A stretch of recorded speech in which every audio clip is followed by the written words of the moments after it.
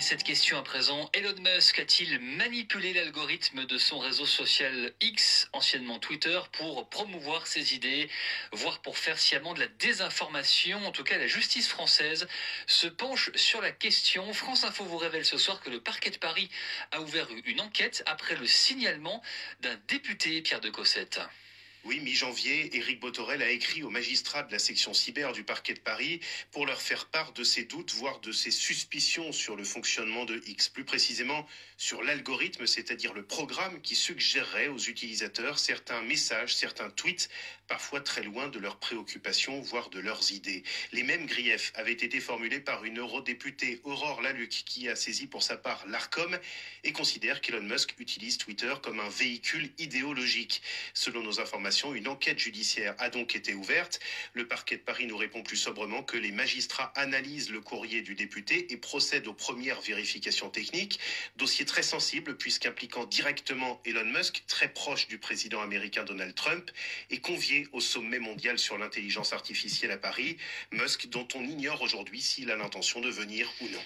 Les précisions de Pierre de Cossette et le député à l'origine de cette procédure est en ligne avec nous. Bonsoir Éric Bothorel.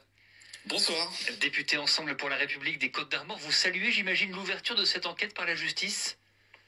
Oui, écoutez, finalement, le signalement que j'avais fait le 12 janvier dernier, il est fait pour ça. Vous l'avez rappelé dans votre chronique, j'ai une eurodéputée qui a saisi l'Arcom, mais il n'était pas illégitime de saisir aussi les pouvoirs judiciaires, en l'espèce le parquet J3, spécialisé en cybersécurité et en cybercriminalité, pour traiter ce sujet. Pour qu'on comprenne bien, qu'est-ce que vous reprochez précisément au réseau X et à son propriétaire Elon Musk?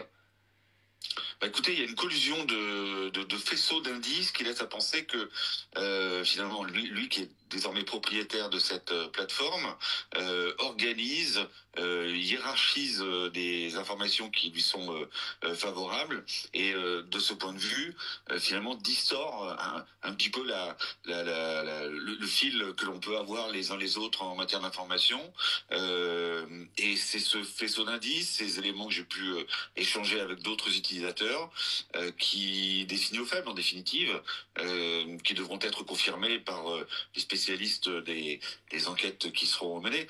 Et vous savez, il y a eu un rapport de Vigilum récemment pour un autre réseau social, TikTok en l'espèce, où là il est clairement documenté que l'influence qu'a pu avoir TikTok, et notamment son absence de modération en complément de comptes dormants qui se sont réveillés en proximité de l'élection, ont eu une influence certaine au point que il va falloir revoter puisque cette élection a été annulée. Donc voilà. Ouais. Mais en ce qui concerne X, on en est au stade des soupçons. En tout cas, pour vous, il n'y a pas d'éléments tangibles pour l'instant. C'est un faisceau d'indices dont vous parlez. Oui, et puis moi je vais laisser la justice choisir les éléments du code pénal ou d'autres codes d'ailleurs pour instruire cette demande. C'est pas à moi de faire le travail du procureur et de dire de quelle façon il doit la mener. Mais ce qui est certain aujourd'hui, c'est qu'on a un propriétaire d'une très grande plateforme qui manifestement joue sur ces algorithmes pour avoir en priorité, en un maximum de visibilité, un certain nombre de contenus qui sont des contenus plutôt favorables à l'idéologie qu'il défend. Dans un même temps où il prend la parole publiquement sur des sujets qui sont des sujets de politique intérieure européenne, mais avec clairement un engagement aux côtés d'organisations politiques donc on va nommer, qui sont d'extrême droite. On pense notamment effectivement à l'AfD en Allemagne. Qu'est-ce que vous espérez concrètement de la justice, Éric Bothorel, et est-ce que vous souhaitez que le réseau X soit fermé? Non, de manière directe, ce que je souhaite de la justice, c'est que finalement, le signal qui est envoyé à partir de la France réveille aussi nos institutions européennes qui sont restées bien silencieuses, alors qu'on a du droit européen qui devrait s'appliquer à Twitter. Et je suis persuadé, enfin Twitter, désormais X, et je suis persuadé que ces faisceaux d'indices révéleront qu'il y a un certain nombre de dysfonctionnements et de non-conformités au droit européen. Je suis surpris que les institutions européennes et la Commission ne soient pas saisies de ce sujet. Écoutez, en dernier recours, et puisque le silence de l'Europe a été assourdissant, j'ai choisi aussi de solliciter le pouvoir local et le pouvoir national. Effectivement, on a beaucoup reproché à la présidente de la Commission européenne son silence, d'être trop prudente face à X, mais vous m'interrompez si je me trompe, il me semble qu'il y a une enquête maintenant qui est ouverte au niveau européen contre le réseau à propos des règles de modération, de transparence et de l'algorithme. Tout à fait, il y a une enquête, elle arrive un peu tardivement, me semble-t-il, enfin c'est jamais trop tard, mais c'est pour ça que j'ai pris cette initiative en parallèle vis-à-vis des instances françaises. Je voudrais vous faire écouter la réaction de la ministre chargée de l'intelligence artificielle, Clara Chapaz. Elle était notre invitée ce soir sur France Info et elle vous soutient personnellement et elle assure que la procédure ira jusqu'au bout. Je salue tout à fait l'initiative du député Bothorel que vous venez de mentionner. La Commission européenne a ouvert une enquête sur les algorithmes et sur un certain type de pratiques de ce réseau. Je suis personnellement très vigilante à ce que cette enquête aille au bout en Europe. Nous avons un cadre de protection de nos citoyens sur le numérique. Ce cadre s'applique aux réseaux sociaux. Nous avons une réglementation très ambitieuse en la matière et elle sera appliquée. Est-ce que vous partagez, Éric Bothorel, l'optimisme de la ministre qui assure que la réglementation européenne sera appliquée ? Ah mais je soutiens Clara Chapaz parce que je pense que c'est une ministre qui manie aussi bien l'intérêt qu'elle a pour l'innovation et en même temps l'attention qu'elle a de la nécessaire régulation. Donc on travaille ensemble depuis quelques semaines maintenant, depuis qu'elle a été nommée et renommée.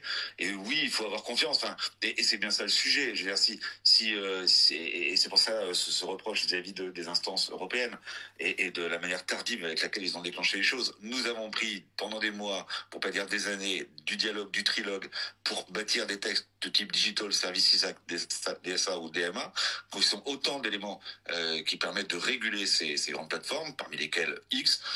Il est fort dommage que l'on ne soit pas capable d'imaginer que ces textes finalement servent à quelque chose.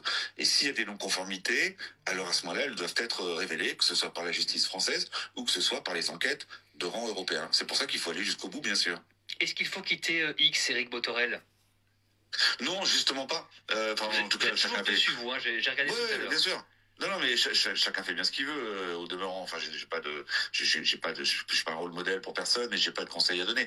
Simplement, moi, je fais partie de ceux qui ont lu il y a très longtemps Gérald Bronner, La démocratie des crédules, et on peut pas laisser le monde des idées simplement à une catégorie de personnes. Et si on veut pouvoir avoir un débat public qui est un débat public équilibré, ou en tout cas avec de la contestation, il faut que les idées contradictoires puissent se confronter.